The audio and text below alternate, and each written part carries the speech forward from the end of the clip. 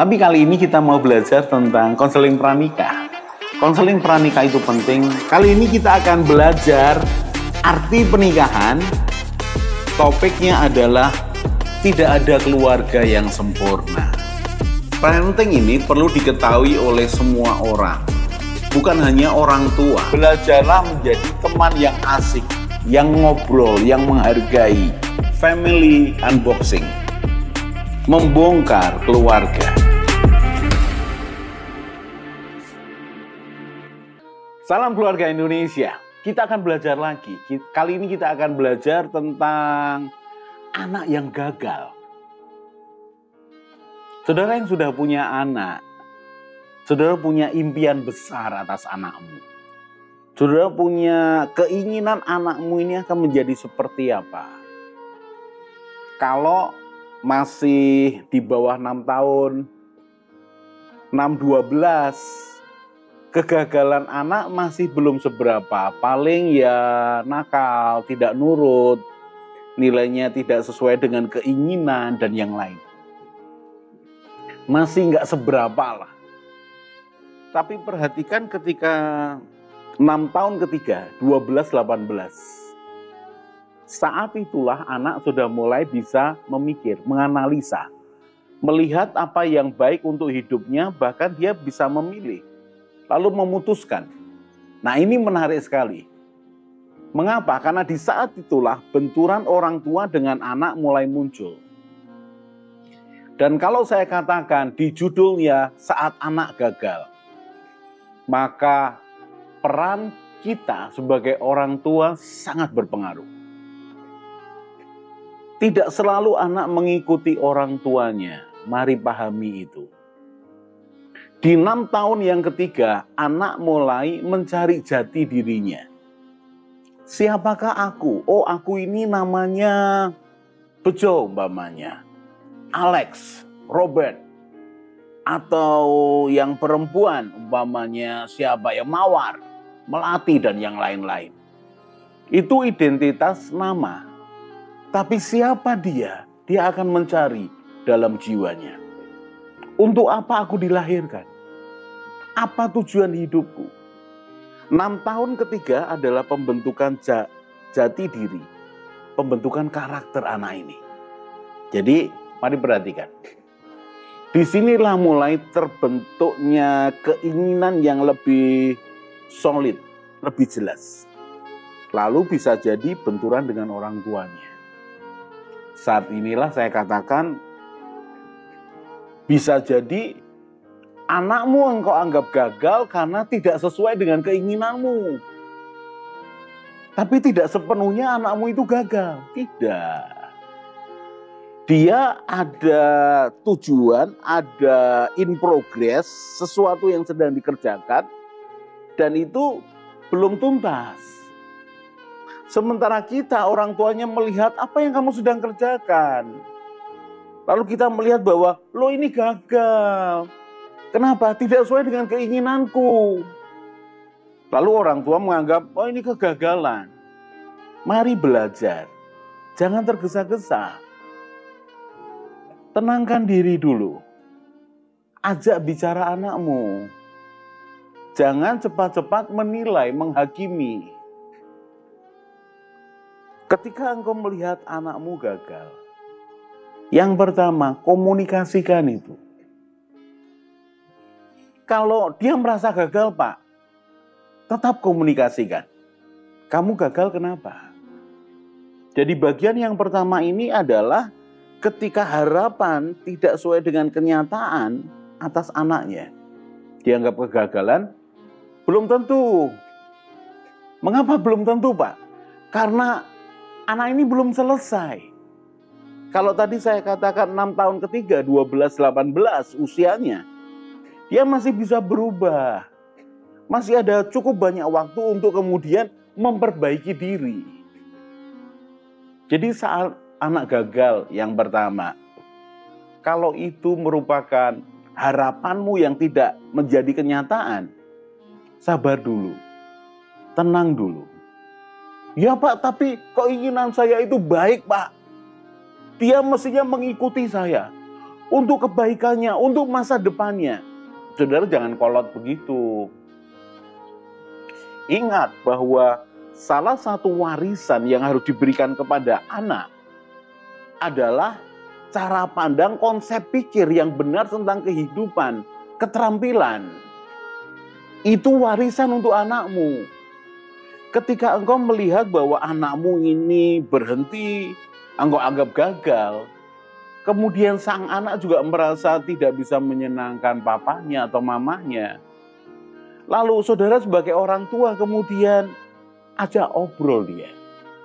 Ajak ngobrol dia. Dia akan merasa dimanusiakan. Oh, aku ini pribadi yang bisa diajak ngomong. Terlebih lagi kalau saudara bicara menanyakan tentang hati perasaan anakmu. Maka kesan penerimaan itu kuat, diterima. Berikutnya, tahan diri, jangan menilai, jangan menghakimi. Jangan menjadi polisi buat anakmu, jangan menjadi jaksa buat anakmu, jangan menjadi hakim buat anakmu. Coba telusuri konsep pikirnya. Lalu akan terjadi pembicaraan yang intens, yang baik dua arah. Saudara perhatikan, akan indah sekali. Anak akan merasa diterima. Anak merasa dihargai. Berikutnya lagi adalah anak akan belajar. Ya saat itu mungkin dia belum belajar lah. Saya perhatikan ketika dia sudah berumur 26, 30 sekian. Dan peristiwa dianggap gagal oleh orang tua atau keputusasaannya disikapi dengan baik oleh orang tuanya. Ini menyentuh hatinya. Di usia 36, 40 dia ingat. Ketika aku susah payah, ketika aku sedang berduka, papaku berbicara, menerima aku. Itu indah luar biasa. Indah di mana? Hubungan yang begitu dekat, yang intim. Oh, itu bagus sekali. Berikutnya lagi, contoh.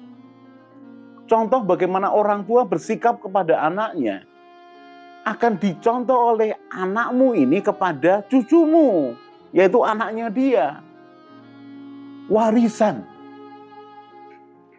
Jadi bahkan ketika kita bicara soal anak yang gagal, di pandangan orang tuanya loh ya ini.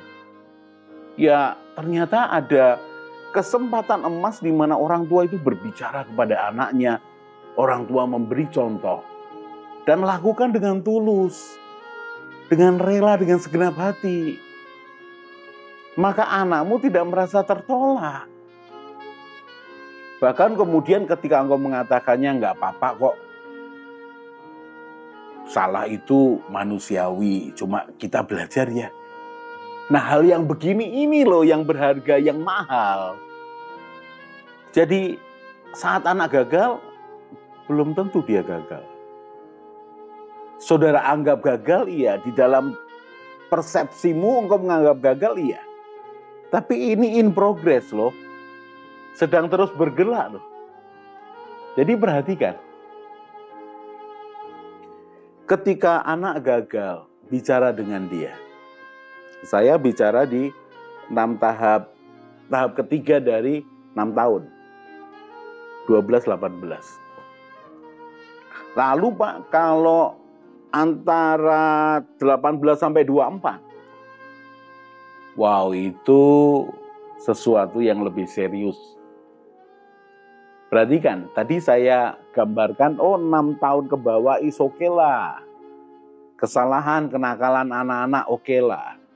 6 tahun kedua, 6 sampai 12, masih bisa dikejar lah.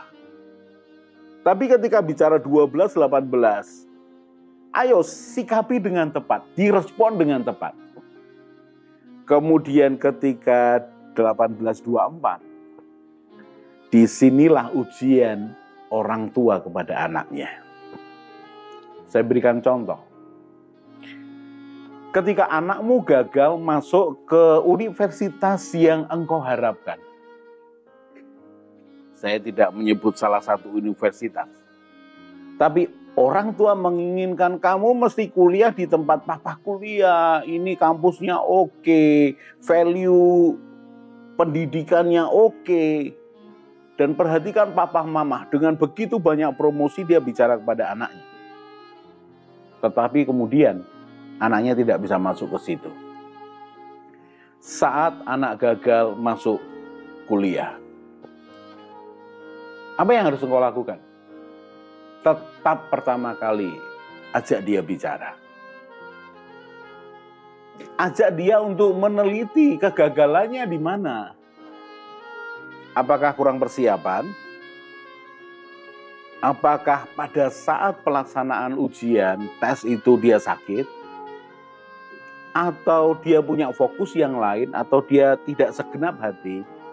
Bahkan dia tidak sepakat dengan papa mamanya untuk masuk universitas ini? Bicara dengan anakmu. Supaya apa? Ketahuan ini akarnya di mana. Berikutnya, ingat 1824, tahap keempat dari 6 tahun. Engkau tidak lagi bisa seperti tahap kedua loh. Engkau memaksa diri, mengajar begitu rupa, beda loh. Karena 1824 ini anak sudah memasuki magang kehidupan. Dia sudah melewati tahap ketiga 12-18, di mana dia sudah bisa merenung, menilai begitu rupa. Lalu mulai sedikit memutuskan. 1824, dia harus mulai bisa belajar bertanggung jawab. Coba setelah ngobrol, tanya kepada dia, setelah ini mau kemana?